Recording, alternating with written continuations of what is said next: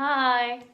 The kids are currently out, apart from Tally, who is asleep, and it's half term, so I've actually had time to sit down and film this. A few weeks ago I asked over on my Insta stories if anyone had any questions they'd like me to answer. I asked that because I get quite a few of the same couple of questions and I do my best to answer them, but I am awful at even replying to my friends and family, so I don't often always get around to answering all the questions, and sometimes only like a couple of people see the answers. And yeah, so I thought I'd make this video and answer those questions properly and as well as I can. Yeah. Before I start answering the questions, I thought first I would tell you a bit about me in case you're new here and you don't know my story or situation. So I'm in Uganda. I've been living here for, I don't know, it's coming up to 3 years now, which was never the plan. I first came out to Uganda in 2014 just on a volunteering trip, and on that trip I met a little baby boy who I then moved here in 2016 to pursue adoption of, and his name is Adam. The adoption has been really hard so far, and I've got some other videos talking about that and I'll link them below. And we're not done yet. And then when I came out here, I also didn't plan to and didn't expect to, but I also ended up getting myself a boyfriend. He's Ugandan, his name is Josh, and we've also been together, I don't know, about 2.5 years now. Then last August we were visiting Josh's family in the village, and we ended up, for a variety of reasons, coming home with his niece and nephew, and they've been living with us ever since, and their names are Tally and George. Anyway, I've got lots of questions about them and I will answer them a bit later. So the first question I'm going to answer is, what do I miss most about home? Now, the obvious answer is my friends and family, and that's true, that's what I miss the most. I did go home once in the last 3 years for 10 days, and other than that I've not really seen them. My brother visited twice and I've had 2 friends out to visit. But yeah, and it can get quite lonely out here at times. I have friends here too, but yeah, so friends and family. But I also feel like I need to give a special mention to food. I miss a lot of the British food. There are a lot of sort of like replicas here and things, but it's just not the same really. Anyway, so I'm looking forward to food shopping when I eventually get back to the UK. Which brings me to the second question, which is, am I still moving to the UK, and what are the plans for the future when I'm in the UK? Have I made plans? And yes, I am still planning on coming to the UK. That's what we're working towards, like every day what we're striving to achieve. It's just things that keep getting in the way. And I have a vague plan to begin with. I will be moving back in with my parents, which people might be like, ooh, you're a bit old, but to be honest, I've been away for 3 years. I'm actually really looking forward to being back and being with them again. At first, also, it will just be me and Adam, so, you know, it would be nice to have the support, but I'm mostly doing that because I'm going to have to save everything I earn and work really hard to complete Adam's adoption in the UK, because his adoption here won't be recognised when we go to the UK. So that's a big other process, which will probably take about 1.5 years. So my parents are very happy for us to move back in. It won't be forever. My parents have actually, and I actually fell out with them a little bit about it a couple of weeks ago, because they're moving house in a couple of weeks. And I'm quite an emotional person, so I was quite sad about the fact that I'm never going to see the house I grew up in again, and I can't say bye to it, and I can't show it to Adam and Josh. So I'm a bit sad about that, but they're moving to a slightly larger house, so me and Adam will have our own rooms, and yeah. My plan also when I get back to the UK is obviously to get a job. That's the first plan. I'm not entirely sure if I want to teach again yet. I am a primary school teacher and I do really enjoy it, but I do feel like it kind of takes over my life. I like to give my all to something, and I'm really worried that it will stop me spending quality time with Adam and these things. So I'm not yet quite sure, but of course that's an option, and probably quite a likely option, that I will be teaching or doing something to do with teaching anyway. Okay, then I also was asked, do I have any pets? And yes, I do. I was out here, I think a little under a week when I moved in 2016, and I was out in the villages visiting one of the little girls that was with the organisation I used to volunteer for, and this amazingly gorgeous little puppy walked past me, and he didn't look unhealthy, but he didn't look great. And I said, can I take him? And they're like, yeah. And I was like, really? They're like, yeah, just 5,000 shillings. I'm like, that's a pound, it's £1. And so I took him home.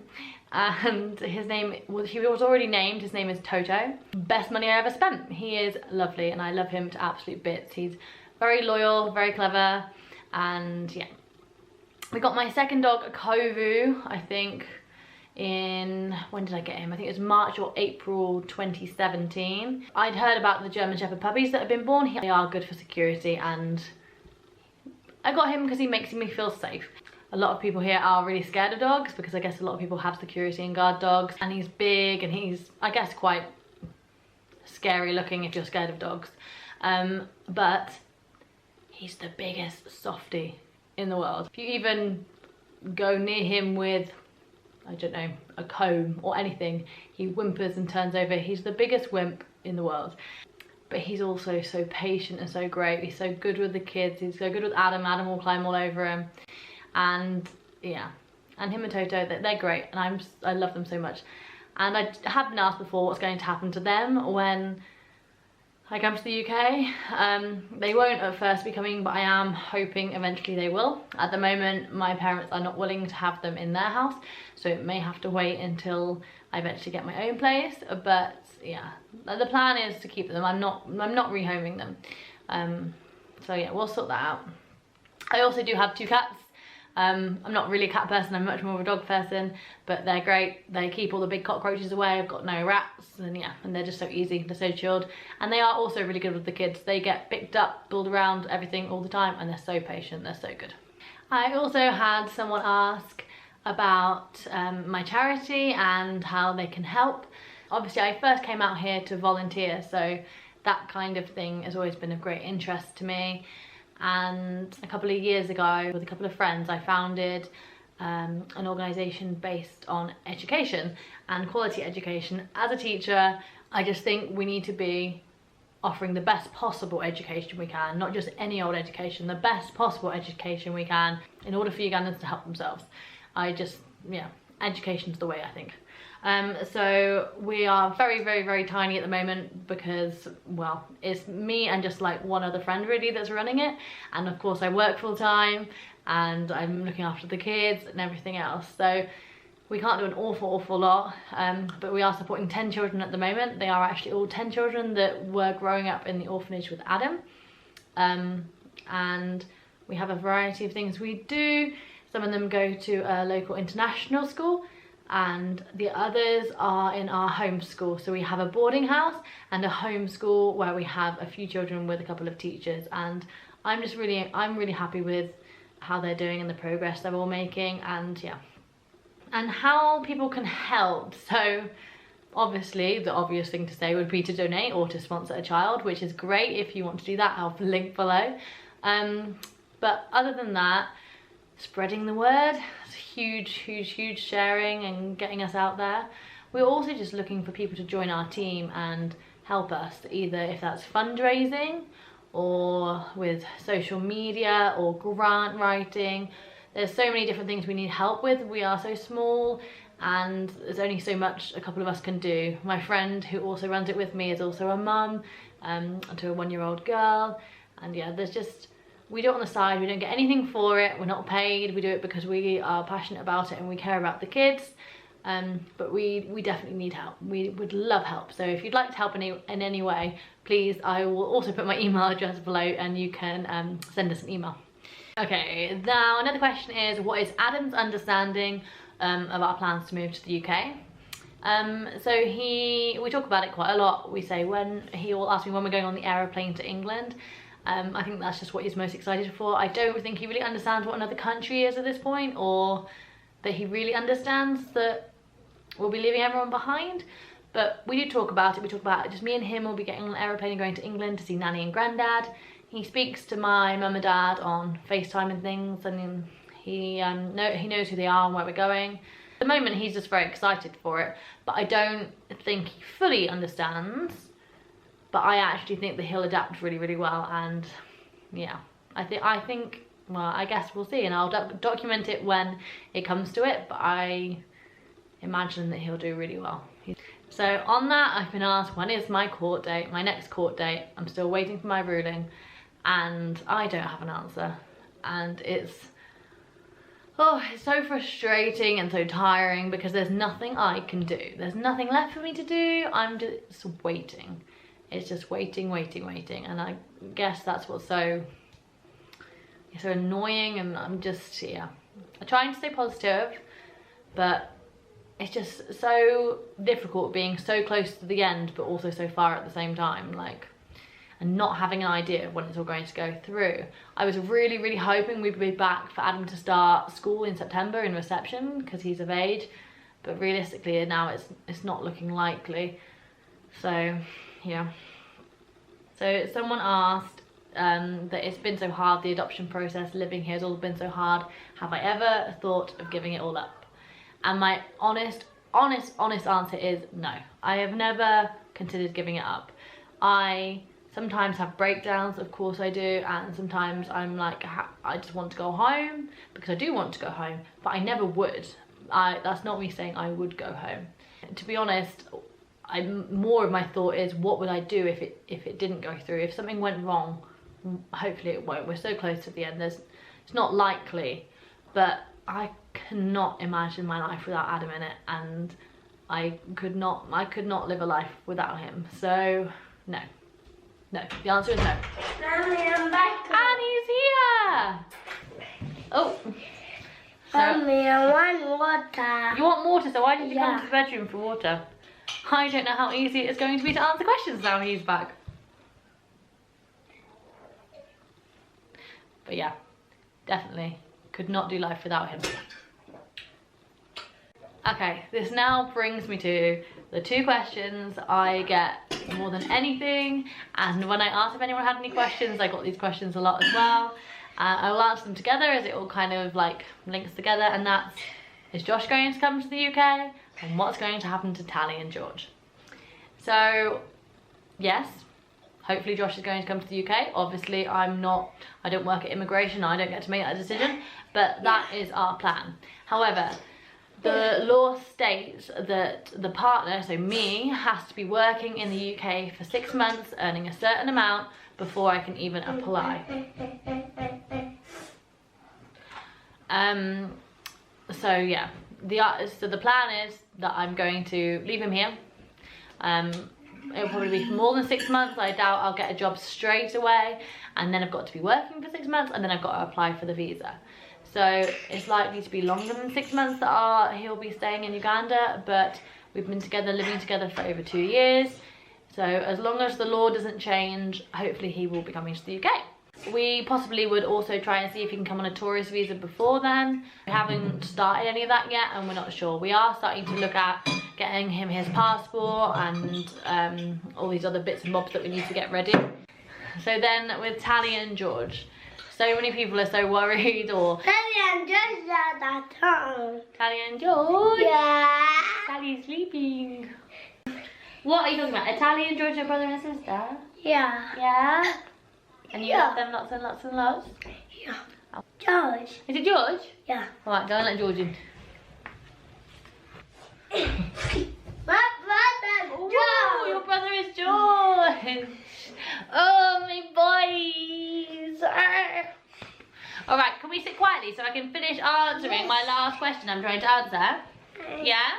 My last question is Alex. I don't know what you're talking about, but we stay quiet for a second, yeah? Because I want to go to Alex. Yeah. Is that staying quiet, boy? Alex is to... Is that being quiet? Alex is No, George says you're not being quiet. to... I have to put you out if you're not quiet. So, we fully would love to officially adopt Tally and George. And Mommy, my name is we fully see Tally and George as part of our family. We've grown to love them insane amounts and they are just as attached to us. But obviously there's a lot more to it than that. But yeah, we really would like to officially make them part of our family. I have emailed the immigration lawyer in the UK that I'm using for Adam, and she's given me a quote for speaking to her and getting advice on that side of things. Unfortunately, at the moment, I haven't got that kind of money spare. Me and Josh are also currently organising to meet up with a lawyer here to find out what exactly the process is for him to have full legal custody of his niece and nephew. I will hopefully be meeting her soon, but again, we probably don't have the money to deal with that process even this side yet. We also need to try and track down their biological parents. Josh hasn't seen his brother in over 10 years, and his mum, where the kids were staying before, hasn't seen him in about 7. So it might not be very easy tracking them down. We 100% know that they'll be fine with Josh getting custody because they have given their children up to the grandmother. Adam! To the because they were happy for the grandmother to raise the children. Obviously, they've not had any part in their upbringing so far, and so the uncle, the grandmother is still family. And here it's very normal for other members of the family, extended members of the family, to bring up children. It's actually really common, and they normally do so without getting any sort of legal thing done. But we need to look into it and try and get it, because obviously we'll need that for taking them out the country. So basically, yes, we really want them to be with us forever. And we are looking into how we can do that, but we just don't have the money to actually start that process. My plan is to get back to the UK and then my plan is to get back to the UK and then try and get things and the ball rolling from there. Anyway, I hope that's answered some sort of questions, and I hope that was interesting. I'm going to stop now because someone isn't really letting me do this anymore. He's jumping all over the bed and will not listen. So I'm going to go now. If you have any more questions, feel free to leave them in the comments. I might do another one of these sometime.